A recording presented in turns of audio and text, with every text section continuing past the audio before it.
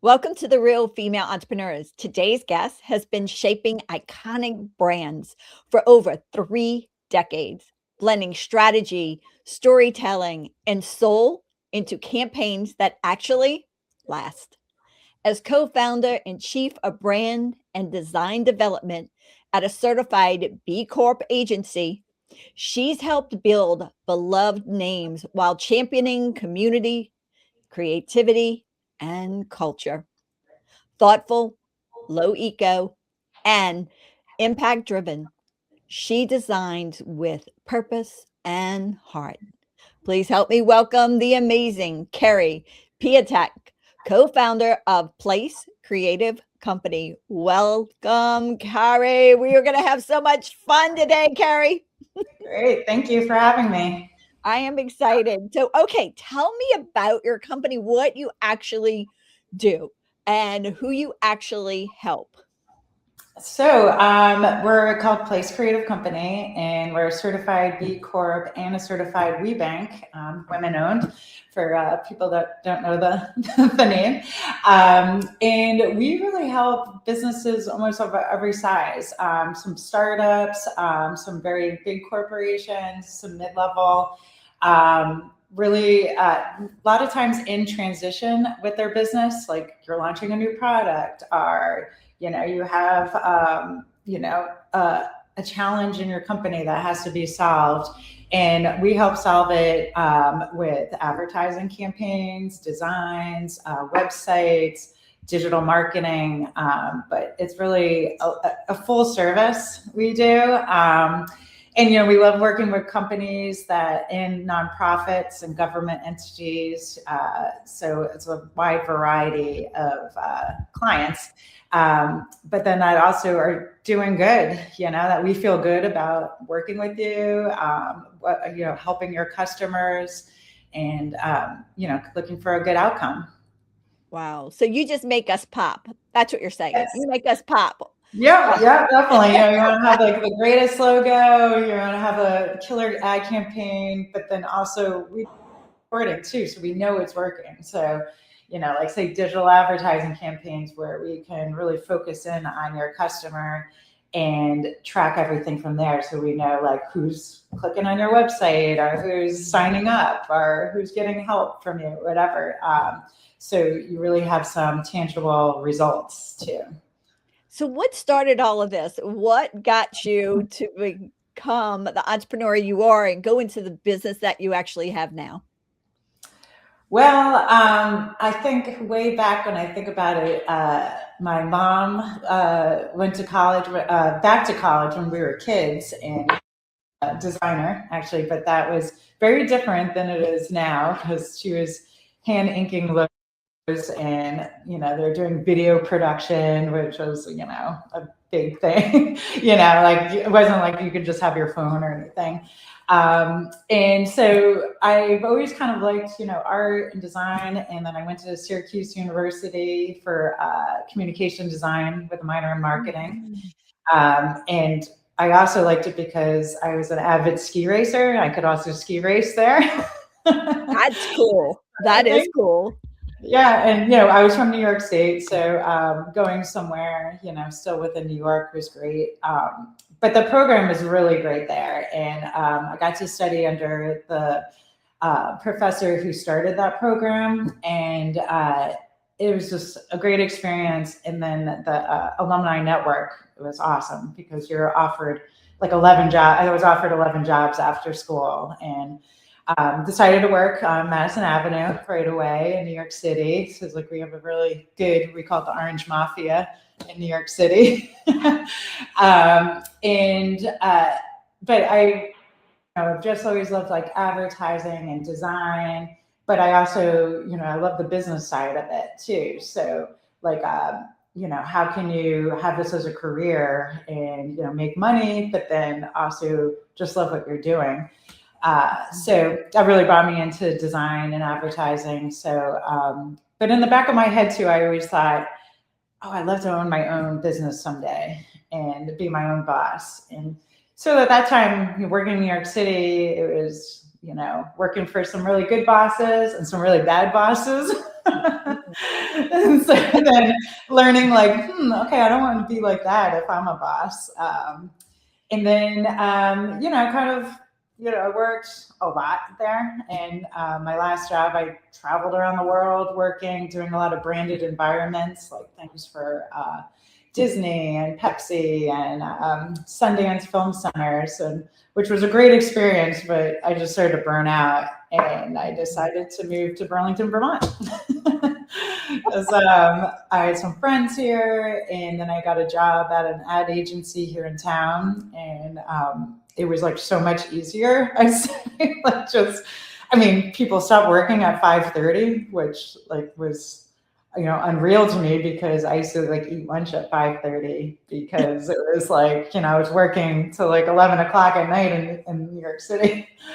But then I worked at this place for a year, and then I think it was a turning point where I was just going to work on like cell phone company, and that was going to be my whole job, was doing just cell phone advertising, and I was really like not into that. And I think it was for the Midwest, like nothing against the Midwest, but I was just like, okay, like I love having the variety, and I've always worked places where I had a lot of different projects happening at one time. So I basically fired myself from that job. And I joined with my friend, who's now my husband, and we started this company.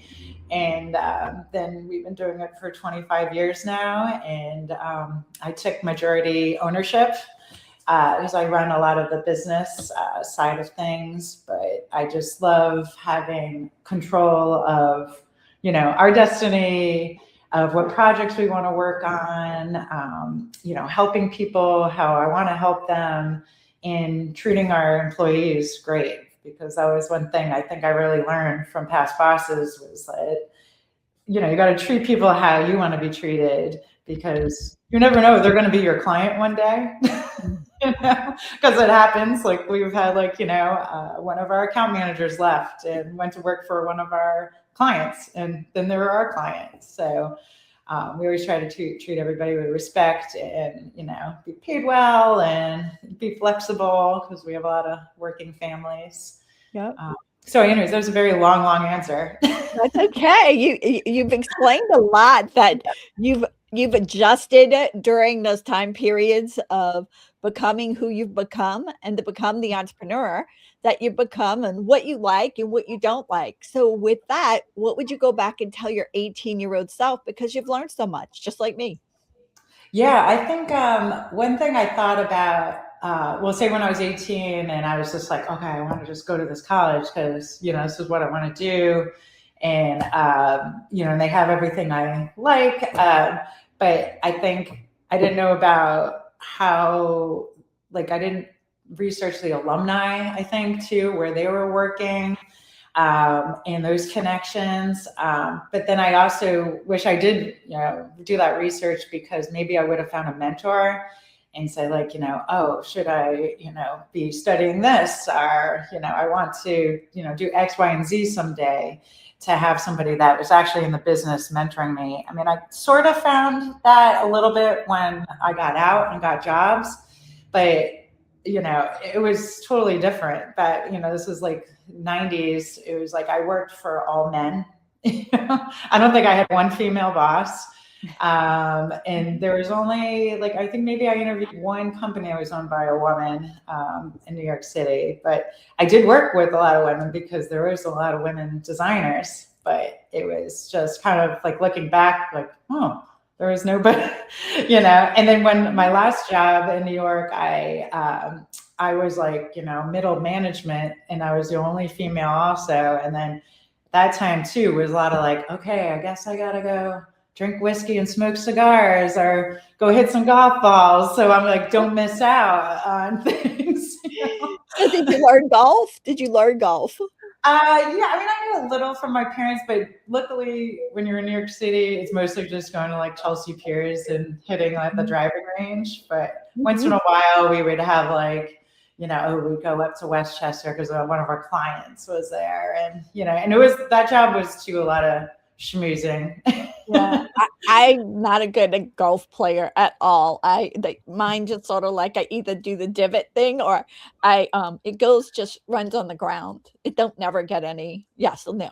I'm not Well, doing I always love I think one of my nicknames was Boom Boom. And because I would just do everything hard, and it was like I could drive the ball really well, but when it came to the short game, I just didn't know how to like hit lightly. Like so I was just always like the go all the time. No, I can putt. I just can't. Oh, so we're opposite. Like if we could tag team. Oh yeah, we could be on a team together. You do one, I do the other. No problem. All right. Game changers. All right. What's a key decision or habit that you actually made that grew your business that maybe you didn't think it was going to happen, but it did? Yeah, I think one of our game changers, like one of the things I always say is, hire somebody that knows more than you too. So I am not afraid of like learning from somebody else, even if it's a younger person. Like we just hired two younger people, like in their 20s here, a web developer and a media coordinator. And I've already learned so much from them just because they're more keyed into different softwares to use, or different things online, or just even viral videos or things like that. That I'm like, okay, yeah, I'm like probably more than double your age, so it's great having that in there. But then even people that have been seasoned for a while, like I didn't go to business school, so like I hired somebody who went to business school that really helps with like our proposals and contracts and things like that. So I think that's really important. Like you don't want to totally clone yourself. You want to have somebody that can design better than you, or knows accounting better than you. Please give me the accountant 101. I need them. But oh, I know. I've always been math challenged. I think our whole family, it's a disability. So so it's good to have people that know the numbers. I mean, I know well enough to be dangerous, but yeah, I always say, give me 40-year-olds and give me 20-year-olds. Give me both of them and I'm happy. I seem to jump in 20s, like go back 2020, so I can make sure I get somebody in every arena for me, for that age group. Yeah. Yeah, I think so. And, we do have senior people here that have been, and like, myself, like been doing this for like 30 years. So we have that, but just like really have their niches too. Like I know if I'm having, like I still like to design a lot, even though I own the company. But I know like I was just working on something and I was like, oh my gosh, I don't know how to do this, and because it was like really technical, like Photoshop stuff. And, I could always count on one of my teammates that I'm like, okay, they can mock up this product to look like it's real. Yeah. Yeah. It's always awesome to have them. We need them. All right. Let's talk. I need you to not hold back on this because, so many females out there, they're thinking about maybe getting into becoming, have a business, becoming an entrepreneur. And they're sitting back believing these myths that people say. Okay. What do you wish they would kick to the curb? I found a lot of times when I'm doing, like I speak at a lot of women empowerment conferences, or at, things through WeBank, our women business enterprise organizations. And I feel like women always hold themselves back where they think like, I need to get that one last degree or that one last certification because like, I don't know if I'm for this. And I like to think, I mean, this is probably not the right term, but like fake it till you make it. Like even when we started this business, like we were going up against this one local firm that had 100 people, and they had just branded like the Microsoft Xbox and stuff like that. And we were 3 people, but we were going to the same meetings as them and pretending we were like bigger, saying we instead of I. And, we're going head to head on these projects. And so I feel like, to not worry about, do you have all the qualifications? No, you probably don't because it's impossible. So then to, just go for it and, play it by ear, see what's going to happen. And then, you get the project, great. Or, you have this idea for a product, find a mentor, find a local business center to help you and launch it. I mean, it's like you could always do it on the side. And I think also too, like, don't be afraid to fail, because you could always get a job. I feel like that's how I was. I was like, well, I'm going to start this, but like if I could always get, have a headhunter. I had some headhunters like looking for jobs for me or presenting. And I go, well, I'm going to try this for a couple of years. And if it doesn't work out, I'll move to Connecticut and get that job, but it worked out. So, stick it out and, you can make it happen. So talking about you can always get a job, you could always be, stay what you're doing. You're right, because we can. However, I mean, we love that freedom and flexibility that we have so much.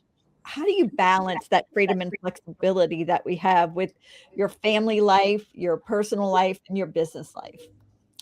Yeah, it's not easy. And now I feel like, so I have 3 kids, and their range, they're like 8 years apart from the oldest to the youngest. And I think that was one of the things why I wanted to start my own business, because of the flexibility, like, that I could work at home, or I could take off for that sporting event. Like I'm taking off for a ski race tomorrow to volunteer, because I want to see my daughter race, and I just love helping out her school, and it's really fun. But I think it's knowing when to turn off work too. It's you can work forever, really. And so these modes where it's like, okay, I'm in the mode, I'm like, but I gotta leave, but sometimes that's great, like to leave, walk your dog, or pick up your kids from school, and then go back to it at night if you have to. But take that time to really like disconnect. And I think too, that's the other side is, take vacations where you're just totally shut off. Like I like to go overseas where I'm like, well, my phone doesn't work here. Bye. So, where I could really, just decompress for a week or more. What a great tip. Oh my word. Decompress. Just go away. That sounds like heaven to me right now. Yeah, we did once, after the pandemic, we actually went to Hawaii for a month.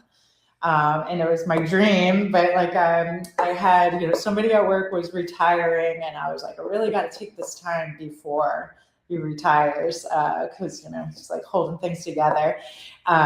So we took the kids out of school for 3 weeks, and it was fantastic. And I still can't believe we did it, because who can do that and just not work? We didn't work at all, because it's like too much of a time change that it wasn't going to work out. Oh. What would you say to a woman who maybe hasn't taken that trip to unwind, and she's sitting there on the verge of like, oh my God, I can't go anymore. It's time to throw in the towel. We've all been there. What would be your suggestion to her? I think too, it's like just scheduling it in, like you're probably like totally booked with your schedule. Like I just had a colleague that I know on like LinkedIn, she was posting about this where she, scheduled a ski day, and it was just her by herself, and so I've done that time to time too, where it's like, I'm on the ski lift, I'm out skiing in the woods, wherever, and I can just, it's only one day, but it can really refresh you. So even if you don't have time to do like a whole week or something, it's just like schedule that one day where you're like, I'm going to put my phone on do not disturb. I'm going to go outside and do something away from everybody. And that really refreshes me too. But, so do something you love. Just go do something you love. Get away from it. Get out your head, right? Yeah. And I feel like too, like, I exercise and stuff a lot, that sometimes when I'm like, have a problem, like especially a design problem, I love to like, go out for a run or a walk or something, or a bike ride, and just work it out in my head while I'm doing that. And then I come back and I'm like, okay, yes, I know what I'm going to do now.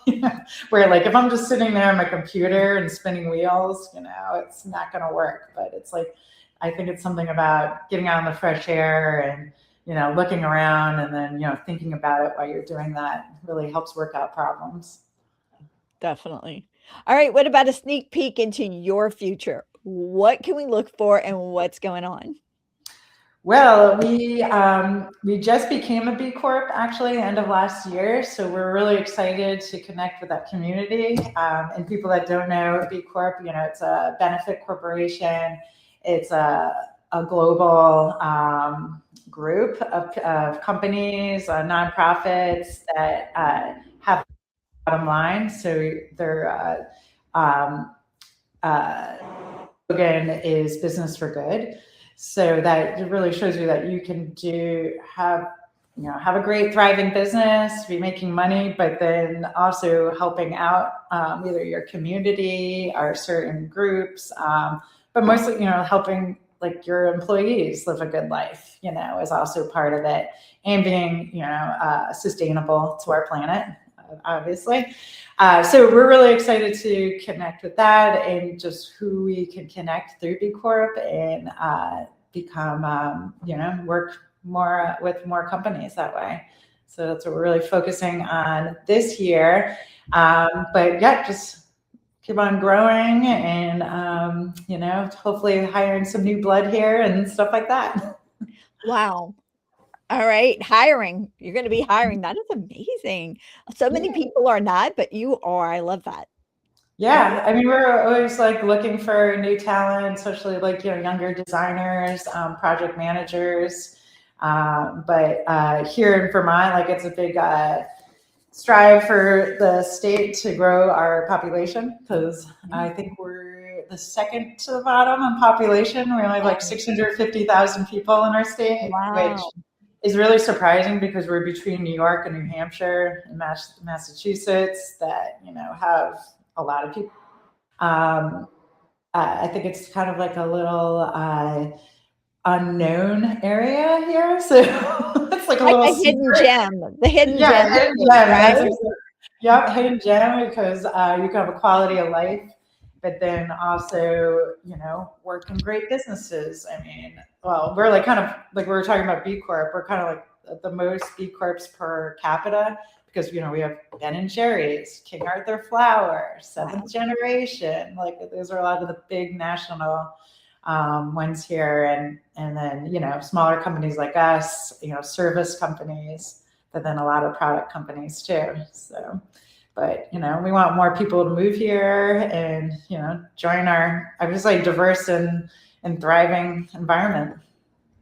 It sounds like a lot of fun. And now I have never skied, so I'm going to go back to that. I've never skied. So if I come, you're teaching me. Okay. Yes, definitely. I used to teach French. So you used to teach what? I used to teach skiing like during my college breaks. All right. You actually used to teach. Wow. Oh, I picked the perfect person. I'm so excited. Yeah. All right. Unexpected. Tell us something that we would go, you did what? Well, it's so funny because I was thinking about this and I was like, well, I'm a 2-time Ironman, which sometimes I'm like embarrassed to say because people think I'm a total psycho. No. Oh, wow. That is hard. Oh my God. So tell me about the experience. That is way cool. Well, talk about like not being afraid to try things as you get older. I was in my 40s and, some of my friends from college, they were like starting to do Ironmans or triathlons. And I was like, well, I can do that, if they're doing it. And so, and it was a good challenge. So I did my first triathlon ever was a half Ironman. And I did pretty good. And so then I was like, well, I can't just go around being called a half Ironman because you got to be a full Ironman to really say it. So I signed up for Lake Placid Ironman here at Lake Placid, New York, which is, I think, one of the hardest ones too. But I was doing my friends and I had an amazing woman coach too that was a pro triathlete and just really helped like me figure out like the training because for something that big, you really need to have somebody to help. But then, so then when I did it, then it's like, I always laugh because it's like, oh, can I do it? And you're like, okay, yes, I did it. But then the next race is, well, I know I can do that better. Okay, so you're just a tad competitive. Yeah, I think I am competitive because my friend that I did it with, we're like a friendly competition. So the first triathlon I ever did, she was just like, "Oh, that's great, Keri's doing it," and then I beat her by like a half hour, and she was really mad. So then the next race we did together, I think she caught me in the last half mile and beat me by like 20 seconds. And, but you know, it's great. Like I just love, because then I saw she's an amazing runner. I am not that great of a runner. So she caught up to me, but I knew she was chasing me, so it made me go faster. So just having that person to push you is great. And I try to connect with a lot of like female athletes like that, or you know, that you can train together and it's fun, but you also are like a little competitive with each other. So for our audience who's not sure what where a Rainman competition is, can you explain what all you have to do?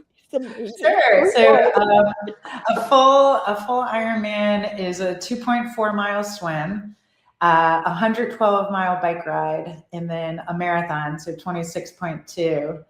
And also both times it was screaming hot up here. It was like, I think on the second time I did it, I think we hit 99, and it's a lot of humidity in New York also. So it was pretty brutal. So like I had to set goals to myself that I wanted to hit, but then once it got so hot, I was like, let's just survive this. So it was a lot of water dumping on your head, and you know, a lot of Gatorade and salt pills and things like that. So yeah, I mean, you do not only have to practice, you have to like configure your whole diet too to make all of this transact by doing it all the way to the end. yeah, it's about we always say it's like there's 3 events, but then the 4th one is in your nutrition. So you have to know like what to eat, when to eat, you know, what's good with your stomach, things like that, you know, especially when it gets hot. But I think what was interesting tying it to business is I had to schedule that in, and it's a lot of training. It's like another job. So, I mean, I'm getting up at like 4:30. I used to have a rule, like no getting up before 4 a.m. because I like to sleep. But I would have to get it in before I, you know, do like an hour, 2-hour training before getting my kids to school, getting to work. And then sometimes like I'd have a lunchtime swim or run or something like that. But I think back at it now, because it's been a few years, that I'm like, how did I do that? Because it's like, it's a lot. But I think it was just, I was so focused and really, you know, just have to schedule it in. And it was really something too, I just did for myself to see if I could do it. And it's also a lot of time alone or with your friends, you know, which is really helpful because like, you know, if you work with your husband or, you know, have 3 kids, you know, you kind of need to get away and do your own thing. So, I mean, it doesn't have to be as crazy as that, but I definitely recommend like having your own slice of something that you can do on your own that's fun. And that goes with balance because you need to have that alone time to be able to give to everybody else. Yeah, definitely. Because you're always giving. And like, you know, you're supporting their sports or their, you know, plays, etc. You know, so then it's nice to have something that you're like, oh, I can be proud of because this is just me. Yep. All right, let's pump up some volume with some songs because if you're doing Ironman, I know you love some songs to get you up and going. So give us a song or two if you don't mind. Oh, definitely. I always usually try to have a song in my head because that's one thing with Ironman too. You can't have any music on, like no headphones or anything like that. It's illegal. Mostly because of safety, you know, because you need to hear people around you and stuff like that. But I did not know that. I did not know that. But if I was training, it would be on. Yes. Yeah. I usually train with a friend, you know, so we're talking to each other and stuff like that. But sometimes when I'm alone, I like to you know, wear some headphones and music. And it's like a special treat for me then too, because I'm like, oh, I get to listen to music or a podcast or something while I'm running. Yeah, songs, I mean, it's funny because I love a lot of music, and I have lots of things, but there was things I would say, especially when I was training for Ironman, that I would listen to was this album by Cage the Elephant. And there's this one song they have called No Rest for the Wicked.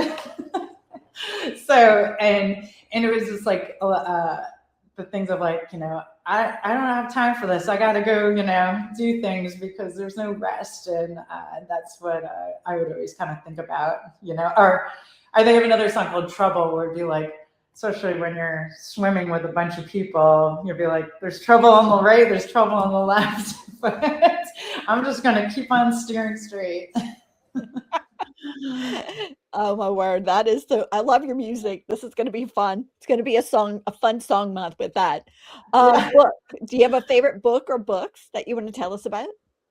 Yeah, I mean, I about this because I read a lot of books, and then I read a lot of kind of like things just for pleasure, just like to unwind. But I find I really like reading a lot of biographies or people talking about their experiences in life.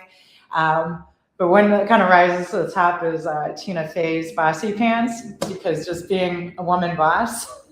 I love humor. I love all the stuff she's done, like Saturday Night Live and 30 Rock. So that's like definitely one of my favorite books, and just her point of view of like, so a lot of times she was the only woman in the room, and having to, voice your opinion or try to get your jokes, and convincing people or men that it's funny and that it's going to resonate with other women, I think is a good challenge. So I really love all her stuff she does. All right. What about words to live by or a quote?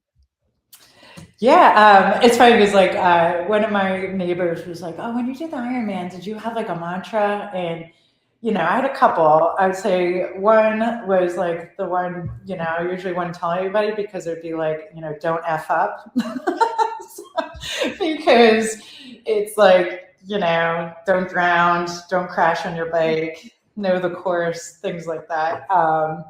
And it's kind of something too I think about with business, like I don't want to screw up, a project, etc.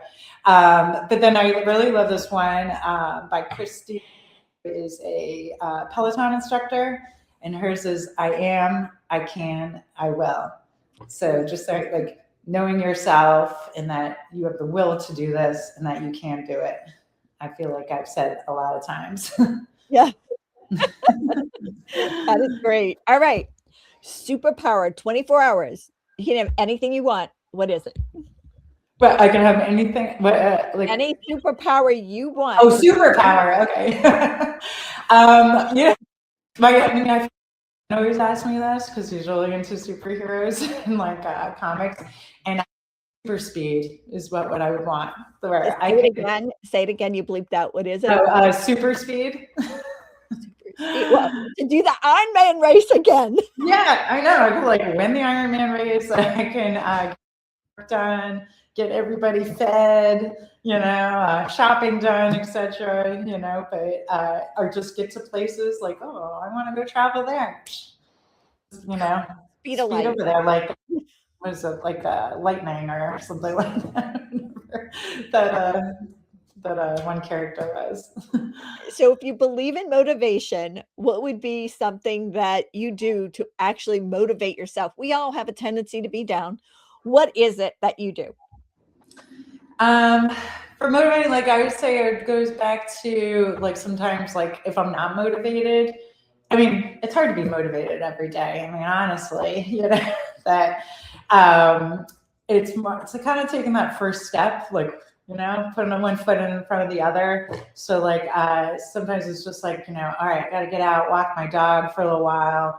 And then, okay, I'm motivated to get ready for work. And I feel like sometimes when I'm going to say a networking event or a public speaking, I'll get nervous. But then, I just try to think of, that these are just people, I'm just talking to them, and they have shared experiences like me, and hopefully bring some humor into it.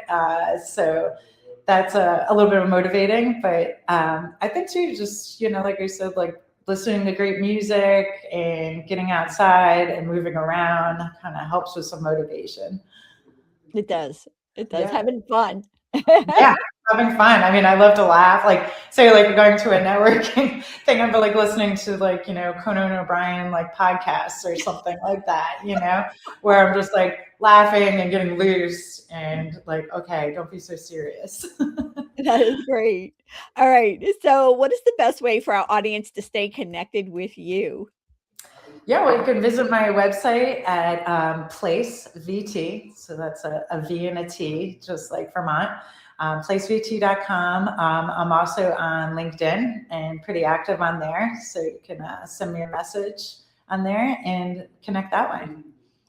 So, if you don't mind, leave us with a parting message that maybe we didn't talk about that you would love to share with other female entrepreneurs. I think, let's see, what would it be? It's a good parting thing. I think just, be true to what you want to do, like what your dreams are. Like I probably hear that a lot is like, don't give up on your dream.